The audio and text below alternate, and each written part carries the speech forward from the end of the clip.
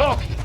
Praefectus consilii ad tempus mutandem. Loki's second episode is just as funny as the first, even though it suffers from similar dramatic issues. The show works best when it's a comedy, or at least when its more serious elements are tongue-in-cheek.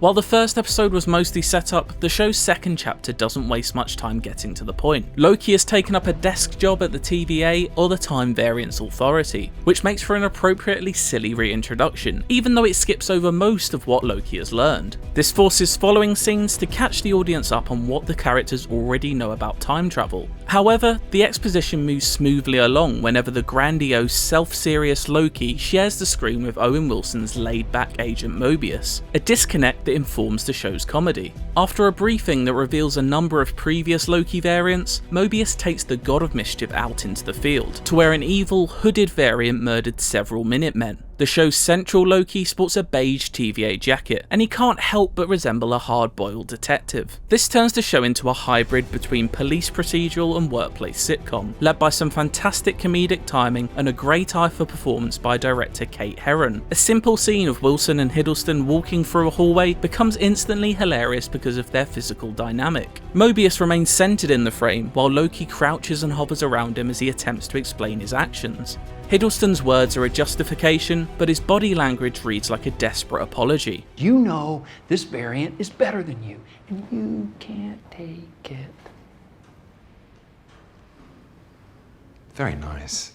However, when the show's comedy beats are on point, its dramatic conceit still feels half-baked. The episode gives Mobius a few quiet ruminations, but in one moment he behaves as if he doesn't care about what makes Loki tick, while in the next he treats this as the most important path to catching the variant. Thanks to Wilson's sincerity, this feels less like a lie or a mystery and more like remnants of conflicting drafts, as if what's being said in a given moment is what's most convenient for the plot. When Loki inspects the TVA's files, the show repeats a dramatic moment that didn't quite land last week, by having him read about the destruction of Asgard, an event familiar to the audience from prior films, but one that has not and will not come to pass for the character himself. Hiddleston's performance is powerful, but these moments feel disconnected from what the show is trying to achieve. This is not the regretful Loki of the Thor sequels, but a Loki who was smacked in the face by failure at the height of his galactic conquest in the Avengers, and was then immediately told by godlike beings that his only role in the universe is to be a stepping stone for other people's stories. There's no reason Loki can't be both of these things eventually, but the show is in a rush to have its cake and eat it too, fast forwarding through entire feature films worth of storylines in a matter of moments. At this point in Loki's journey, loss and regret are theoretical. They're presented at a distance, in the form of documents and clips from other movies, rather than first-hand experiences. The most interesting question hovering over this Loki isn't whether he can change in the exact same manner as the Loki in the main timeline, but the more existential notion of whether he can change at all now that he's been plucked out of time, something the Timekeepers may not allow. This question does eventually begin to manifest in a darkly funny climax, with an exciting score by Natalie Holt. In a future ravaged by climate change, Loki comes face to face with the variant, who takes on a number of physical forms by invading other people's consciousness. This allows several other actors to chew scenery in delightful fashion. It's incredibly goofy in the best possible way. The scene leans into self-aware horror, but it also establishes how tiny Loki's scheme to dethrone the Timekeepers actually is, compared to the variant's plan. More importantly, Loki himself feels insignificant in the face of the variant's amazing mind control abilities, which were previously only possible with the Mind Stone. The variant reveals herself to have taken the form of a woman, played by Sophia Di Martino, though we don't know yet if she's the Lady Loki of the comics or if something else is at play. She uses the TVA's own technology to create a number of branch timelines all at once, leading Loki to realise that he isn't important to her plan in the way he thought, and that he may not be an important part of this story at all. At his lowest point, he leaves the TVA behind to follow the variant, seemingly tempted by her enormous power. Damn it!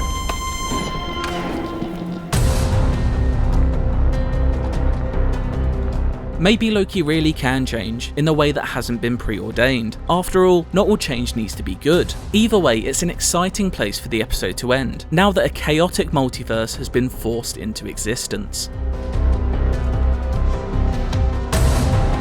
For more from Loki, check out our review of episode 1 or our latest edition of Canon Fodder.